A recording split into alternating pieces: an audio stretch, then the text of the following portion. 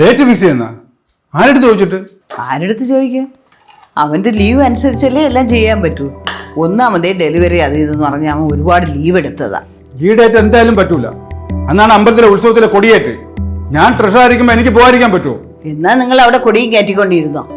നമ്മുടെ മോള് pregnant ആയതൊട്ട് delivery വരെ നമ്മൾ നോക്കേണ്ട ചിലവാണ് അവൻ ഒറ്റയ്ക്ക് നോക്കിയത്. പിന്നെ അവൻ്റെ സൗകര്യം നമുക്ക് നോക്കണ്ടേ എന്നും പറഞ്ഞ് 28 നടത്താനുള്ള നൂലുകെട്ട് അവരവരുടെ സൗകര്യത്തിനനുസരിച്ച് മാറ്റുന്നത് എങ്ങനെയാണ്? ബന്ധുക്കളൊക്കെ വരുമ്പോൾ ചോദിക്കൂലേ? ആര് ചോദിക്കാൻ? ഇപ്പം എല്ലാവരും അവരവരുടെ സൗകര്യത്തിനാണ് നൂലുകെട്ട് ചോറൂണൊക്കെ നടത്തുന്നത്. ഒന്നാമതേ അവളുടെ ഭർത്താവ് സ്ഥലത്തില്ല. ഇവനല്ലേ മുമ്പിൽ നിന്ന് എല്ലാം നടത്തേണ്ടത്. നിങ്ങൾ ഈ പറഞ്ഞ ഡേറ്റിൽ നല്ല മുഹൂർത്തം ഉണ്ടാന്ന് മാത്രം നോക്കിയാൽ മതി. ആകെ കുറച്ച് ദിവസമേ ഉള്ളൂ.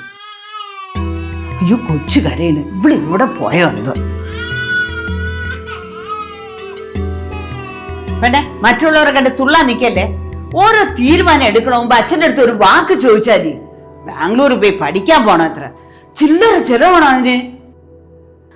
അച്ഛാ ചേട്ടൻ്റെ 1-2 ഫ്രണ്ട്സ് ഒക്കെ അവിടെ പഠിക്കണുണ്ട് അച്ഛാ. ചേട്ടനും പറഞ്ഞു നല്ല കോളേജാണെന്ന്. ഓ പിന്നെ നിന്റെ ചേട്ടനല്ലേ കാര്യങ്ങളൊക്കെ തീരുമാനിക്കണത്. പ്ലീസ് അച്ഛാ, എൻ്റെ എല്ലാ ഫ്രണ്ട്സും അവിടെയാണ് PGക്ക് ജോയിൻ ചെയ്യുന്ന. നല്ല ഓപ്പർച്യൂണിറ്റി ഉള്ള കോഴ്സാ. ശരി എന്തോ നേട്ടാ ഇവള് പറയുന്ന കോഴ്സ് കേരളത്തിൽ ഇല്ലാത്തോണ്ടാണോ? ഇല്ലാത്തോണ്ടല്ലേ ഞാൻ പറഞ്ഞത്. അവളുടെ ഇഷ്ടം അതാണെങ്കിൽ നമുക്ക് എന്താ വെച്ചാൽ ചെയ്യാം. താങ്ക്സ് അച്ഛാ. പിന്നെ വാടക കൊടുക്കാനുള്ള പൈസ അലമാരിൽ വെച്ചിട്ടുണ്ട്. വൈകുന്നേരം വരുമ്പോൾ സാധനങ്ങളൊക്കെ മേടിച്ചോണ്ടാ. നീ ഒരു കാര്യം ചെയ്യും, അവളുടെ കൂടെ പോയി ആ അഡ്മിഷന്റെ കാര്യം എന്താന്ന് നോക്ക്. എന്തുണ്ടെങ്കിലും എന്നെ വിളിച്ചോളണം. ശരി അച്ഛാ. അച്ഛാ എന്തോ സ്വപ്നം കണ്ടോണ്ടിരിക്കണ ആ കാര്യം എടുക്കോ? മക്കളെ കാപ്പി കുടിക്കാൻ വേടാ.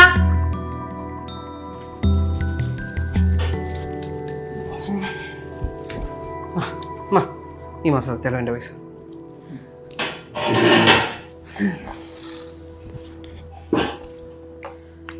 മക്കളെ നൂല് കെട്ട് നമുക്ക് വീട്ടിൽ വെച്ച് ചെയ്താൽ പോലെ. വെറുതെ എന്തിനാ അനാവശ്യ ചെലവ്? അതെങ്ങനെ അമ്മ? അവരുടെ വീട്ടുകാരും ബന്ധുക്കളൊക്കെ വരുമ്പോ ഇവിടെ ഇരിക്കാനോ ഫുഡ് കൊടുക്കാനുള്ള സൗകര്യം പോലും ഇല്ല എന്നും പറഞ്ഞ് അവന്റെ വരുമാനം കൂടെ നമുക്ക് നോക്കണ്ടേ? നോക്കച്ച അമ്മ പറയണത്. ചേട്ടന് പറ്റൂലെങ്കിൽ വേണ്ട അച്ഛൻ ഒന്ന് സെറ്റാക്ക്. നല്ല ആളുടെത്താണ് പറയണത്. അച്ഛൻ ഡെയിലി അമ്പലത്തിൽ പോകണമെന്ന് പറഞ്ഞ് ഇവിടെ പൈസ അടുക്കി വെച്ചിരിക്കണമെന്നാണ് നിന്റെ വിചാരം. BP മരുന്ന് വാങ്ങിക്കണം പോലും ഇവൻ വിചാരിക്കണം. എന്തോന്നമ്മ, അവളുടെ ആഗ്രഹം അതാണെങ്കിൽ നമുക്ക് പിന്നെ അങ്ങനെ തന്നെ നടത്താം. മക്കളെ എന്നാലും എന്തെന്നാലും ഇത്രയൊക്കെ ചെയ്ത പിന്നെ എനിക്കൊരു ഹോൾ കൂടെ ബുക്ക് ചെയ്യാനല്ലേ പാട്. ഇവിടെ അങ്ങനെയാണെങ്കിൽ നമുക്ക് ആ കാർത്തിക ഓഡിറ്റോറിയം നോക്കിയാലോ? എൻ്റെ ഒരു ഫ്രണ്ട് അവിടെ ഉണ്ട്, ഞാൻ വിളിച്ചു പറയാം. നിങ്ങളൊന്നും മിണ്ടാതിരി, അതൊക്കെ അവൻ നോക്കിക്കോളും. ചേട്ടാ വരുമ്പോ 2 ഡയപ്പർ മേടിച്ചിട്ട് പറഞ്ഞു.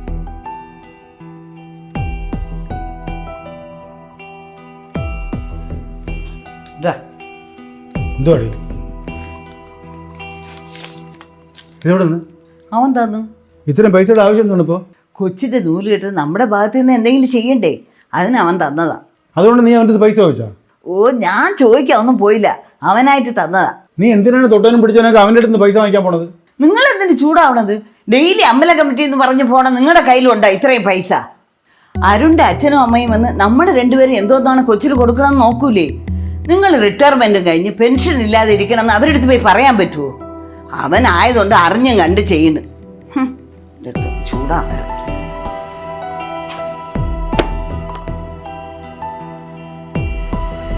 എടാ അതല്ലേ ഞാൻ നിന്നോട് പറഞ്ഞത്. എന്നാണ് നമ്മൾ വീട്ടുകാർക്ക് പൈസ കൊടുക്കണം നിൽക്കണത്, അതോടെ വീട്ടുകാർ നമുക്ക് തരുന്ന വിലയും നിൽക്കും. ഇതൊക്കെ എന്ത്? 4 പേർക്ക് 4 ഫുഡ് ഉണ്ടാക്കാനൊന്നും എനിക്ക് പറ്റൂല. നിങ്ങൾ ഉള്ളത് കഴിച്ചിട്ട് പോവാൻ നോക്ക്. അമ്മ കാറിന്റെ കീ ഉണ്ടോ അമ്മ? ആ ഡ്രൈവിൽ ഇരിക്കുന്ന മക്കളെ, ഇതാ ഞാൻ വന്ന് എടുത്തുതരാം.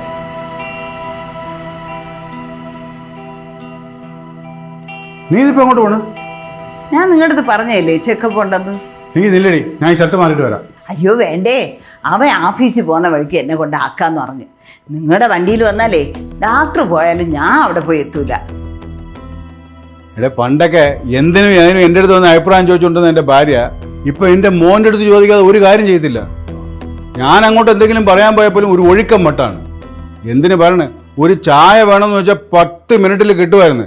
ഇപ്പൊ ഇട്ടുകൊണ്ട് വരാനൊക്കെ വലിയ പാടാണ്.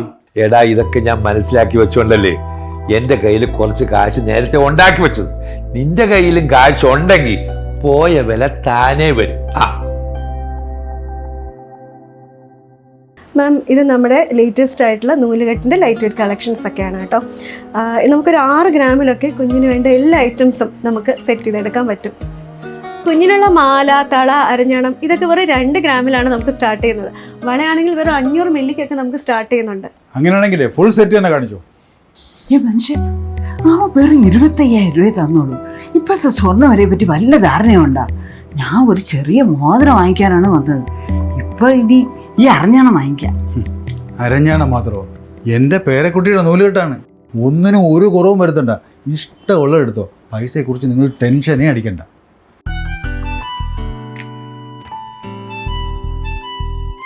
അമ്മ ഇത് കൊള്ളാല്ലേ? മാം ഇതുപോലത്തെ വേറെയും നമുക്ക് കളക്ഷൻസ് ഉണ്ട്. എങ്കിൽ ഒന്ന് കാണിക്കാവോ? നിനക്ക് നല്ല രസമല്ലേ? മാം ഇതൊന്ന് നോക്കിക്കോളൂ. പിന്നെ എൻ്റെ ഒരു ഫ്രണ്ടിന്റെ വെഡിങ് അടുത്ത മാസമാണ്. ആള് കൊച്ചിയില. നമുക്ക് പർച്ചേസ് ചെയ്യാൻ എന്തെങ്കിലും ഓപ്ഷൻ ഉണ്ടോ? പിന്നെന്താ മാം, പുള്ളിക്കാരിക്ക് ഓൺലൈനായിട്ട് പർച്ചേസ് ചെയ്യാനാണെങ്കിൽ നമ്മുടെ ഓൺലൈൻ ടീമിനെ കണക്ട് ചെയ്താൽ മതി. അതാകുമ്പോൾ നമുക്ക് പർച്ചേസും ചെയ്യാം, സേഫ് ആയിട്ട് ഷിപ്പ് ചെയ്യാനും പറ്റും. ഇപ്പോഴത്തെ ഈ സ്വർണ്ണവിലയിൽ എല്ലാവരും ലൈറ്റ് വെയ്റ്റ് ജ്വല്ലറിയൊക്കെയാണ് പ്രിഫർ ചെയ്യുന്നത്. നമുക്കിവിടെ ഒരു 100 പവൻ്റെ പൊലിപ്പുള്ള വെഡിങ് സെറ്റൊക്കെ 20 പവൻ റേഞ്ചിൽ പർച്ചേസ് ചെയ്യാൻ പറ്റും. മാം ഇപ്പോൾ ഇത് കണ്ടില്ലേ, ഈ ഒരു ചെയിനൊക്കെ വെറും 4 ഗ്രാം 5 ഗ്രാം റേഞ്ചിലൊക്കെയാണ് വരുന്നത്. പിന്നെ മാം നമുക്കിവിടെ ജെൻസി കളക്ഷൻസും ഗിഫ്റ്റ് സെറ്റ്സ് എല്ലാം അവൈലബിൾ ആണ്. മാമിന് ഇതിപ്പോൾ ഓൺലൈനായിട്ട് പർച്ചേസ് ചെയ്യാനാണെങ്കിൽ ഞങ്ങൾ ഓൾ ഇന്ത്യ ഫ്രീ ആയിട്ട് ഇത് ഡെലിവറി ചെയ്ത് തരും. നിനക്ക് ഇഷ്ടമുള്ള ഏതാണെന്ന് വെച്ചാൽ എടുത്തോ. ചേച്ചി എനിക്ക് ബ്രേസ്ലെറ്റിന്റെ കളക്ഷൻ ഒന്ന് കാണിച്ചു തരുമോ? പിന്നെന്താ മാഡം, കൊള്ളാല്ലേ? എൻ്റെ എവിടെ നിന്നിടാ കാശ്? നീ തരുന്ന പൈസയൊക്കെ ചിട്ടിക്ക് അതിന് ഇതുമായിട്ട് കൊടുക്കയില്ലേ? ഞാൻ അപ്പോഴേ പറഞ്ഞാണ് ഈ അനാവശ്യ ചിലവൊന്നും വേണ്ടാത്. ഇതിപ്പോ എന്ത് പറ്റിയടി? ചേട്ടാ, അവനിപ്പോൾ പൈസ കുറച്ച് ടൈറ്റാണെന്ന് നോക്കി ഓഡിറ്റോറിയത്തിൻ്റെ നല്ല കാശാണ്. ചേട്ടൻ്റെ കയ്യിൽ വല്ല പൈസ ഉണ്ടോ?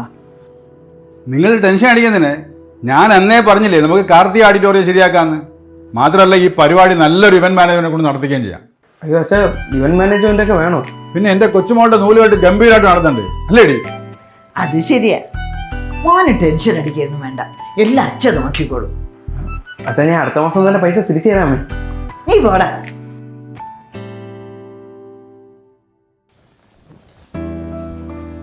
ചേട്ടാ, നിങ്ങളെ കാണാൻ ഒരു പയ്യൻ വന്നിരിക്കുന്നു. ആരാണ്?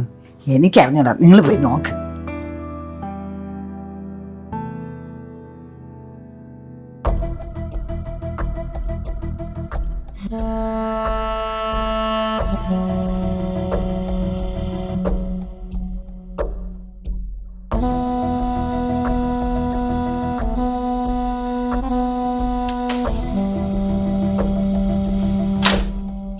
ആ ഒരു മിനിറ്റ് ഇങ്ങോട്ട് വന്നേ പറയട്ടെ. എന്തേ? വാ. സാറേ നിങ്ങൾ കൈവിട്ടിട്ട് പൈസ തരാൻ നോക്ക്. എൻ്റെ പൊന്നു മോനെ പ്രശ്നം ഉണ്ടാക്കരുത്. ആരെങ്കിലും കണ്ട നാണക്കേടാണ്. അത് തന്നെ എനിക്കും പറയാനുള്ളത്. വെറുതെ നാണം കണ്ടെങ്കിലേ പൈസ ഫുള്ള് വരാൻ നോക്ക്, അല്ലെങ്കിൽ സീ മാറുവേ. മോനെ ഞാൻ ഉടനെ തരാം. എനിക്ക് കുറച്ച് സാവകാശം കൂടി വേണം. സാറേ നിങ്ങൾ 1 മാസം ഒന്നും പറഞ്ഞാണ് മുതലാളിയിൽ നിന്ന് പലിശയ്ക്ക് പൈസ വാങ്ങിച്ചത്. ഇപ്പൊ 3 മാസമായി. ഇങ്ങനെ നിങ്ങൾ അവധി പറഞ്ഞുകൊണ്ടിരുന്നാലേ എന്റെ ജോലിയാ പോകുന്നേ.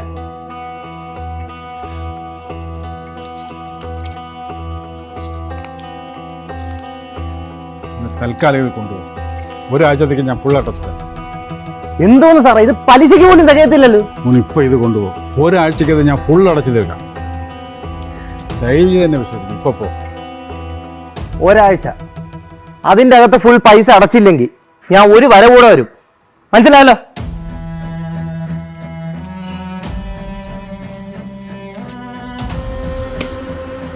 ചേട്ടാ, ഇത് തൂക്കി വിറ്റാൽ പോലും 10 രൂപയെ കിട്ടത്തുള്ളൂ. നമുക്ക് ശരിയാവത്തില്ല.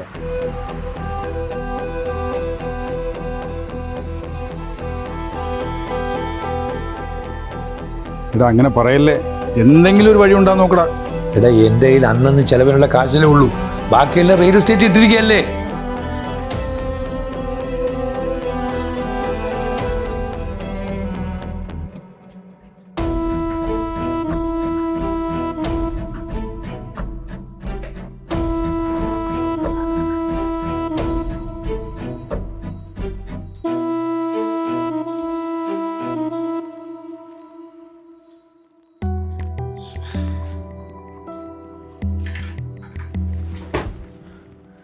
അച്ഛനിപ്പോൾ ഇത്രയും കാശിൻ്റെ ആവശ്യം എന്തായിരുന്നു? പറയാച്ചാ. എന്ത് പറ്റിയിടാ? ആ അമ്മേനെ അച്ഛൻ്റെ അടുത്ത് ചോദിക്കും.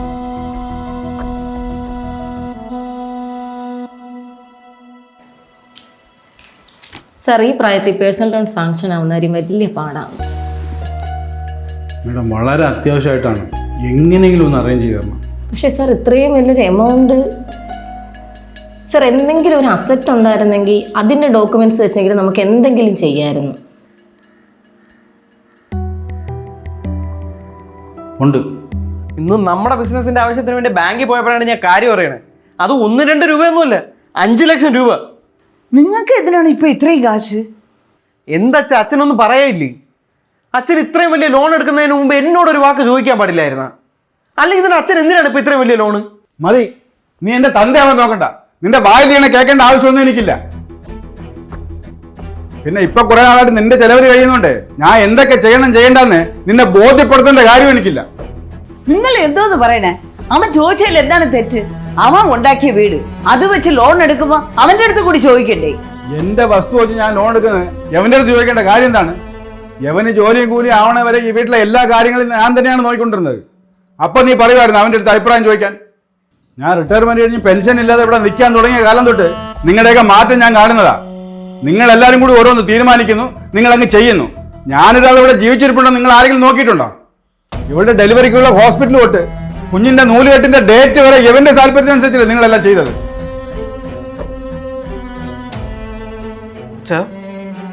അച്ഛൻ ഈ പറയുന്ന കാര്യങ്ങളൊന്നും ഞങ്ങൾ മനസ്സിൽ പോലും ചിന്തിച്ചിട്ടില്ല. ഞാൻ ഈ ചെയ്തതൊക്കെ എൻ്റെ കടമയായിട്ട് കണ്ടിട്ട് ഓരോന്ന് കാണിച്ചിട്ടുള്ളൂ. അതൊന്നും ഒരിക്കലും അച്ഛനെ വില കുറച്ച് കാണാനോ അല്ലെങ്കിൽ അച്ഛൻ ഈ വീട്ടിൽ ആരും അല്ലാതാവുന്നോ അങ്ങനെ ഒന്നുമല്ല അച്ഛാ.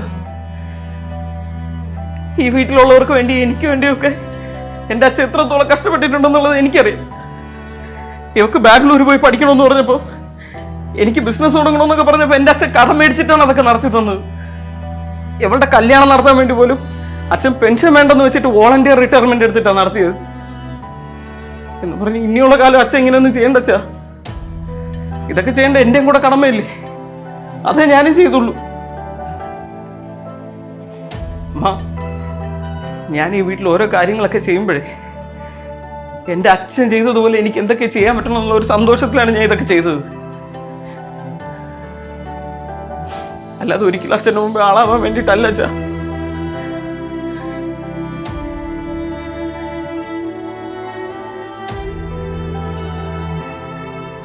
അവന് ജോലി കിട്ടി വീട്ടു കാര്യങ്ങളൊക്കെ ചെയ്യാൻ തുടങ്ങി.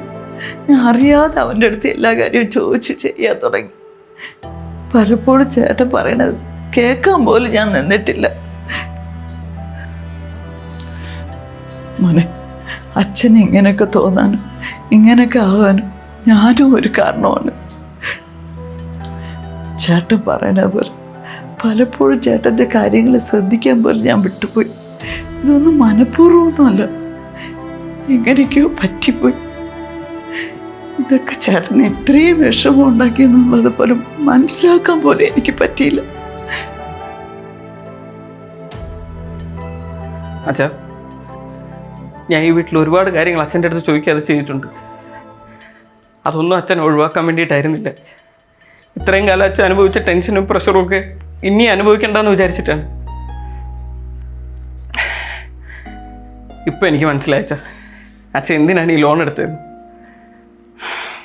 അറിഞ്ഞു അറിയാതെ ഞാനും അമ്മയൊക്കെ ചെയ്തൊരു തെറ്റ് കാരണമല്ലേ ഇതൊക്കെ. ഇനി അതുണ്ടാവാൻ നോക്കണം. സോറി അച്ഛാ. വാം.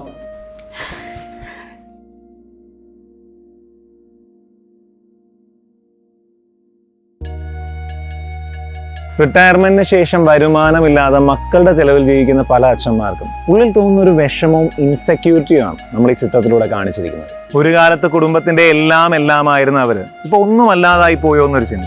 ഈ ഒരു ചിന്ത ഉള്ളിൽ കിടപ്പുള്ളത് കൊണ്ട് തന്നെ നിങ്ങൾ അറിഞ്ഞോ അറിയാതെയോ പറയുന്ന ചെറിയ വാക്കുകൾ പോലും അവരെ ഒത്തിരി വേദനിക്കും. ഇവിടെ കാലത്തിന്റെ മാറ്റം അക്സെപ്റ്റ് ചെയ്യാൻ പറ്റാത്തതുകൊണ്ട് പുള്ളിക്കാരന് വന്ന ഒരു ഇൻസെക്യൂരിറ്റിയെ നമ്മൾ ന്യായീകരിക്കുകയല്ല, മറിച്ച് നമ്മുടെ അച്ഛന് ഈ ഒരു ഇൻസെക്യൂരിറ്റി തോന്നാത്ത വിധം പെരുമാറേണ്ടത് നമ്മുടെ കൂടി റെസ്പോൺസിബിലിറ്റി ആണെന്ന് ഓർമ്മപ്പെടുത്തുക. സത്യം പറഞ്ഞാൽ ഒരു വീട്ടിലെ ഗൃഹനാഥന്റെ വില എന്നും അതേപടി കാത്തു സൂക്ഷിക്കേണ്ടത് സ്വന്തം ഭാര്യ തന്നെയാണ്. എല്ലാവർക്കും ഒത്തിരി ഒത്തിരി സന്തോഷം നേർന്നുകൊണ്ട് താങ്ക് യു. ഉയർന്ന നിലവാരമുള്ള നിലക്കടല എണ്ണ, മന്ത്ര ഗ്രൗണ്ട്നട്ട് ഓയിൽ, ഇതേ നൽകുന്നു. MM Prince Jewelry, Navshop Jewelry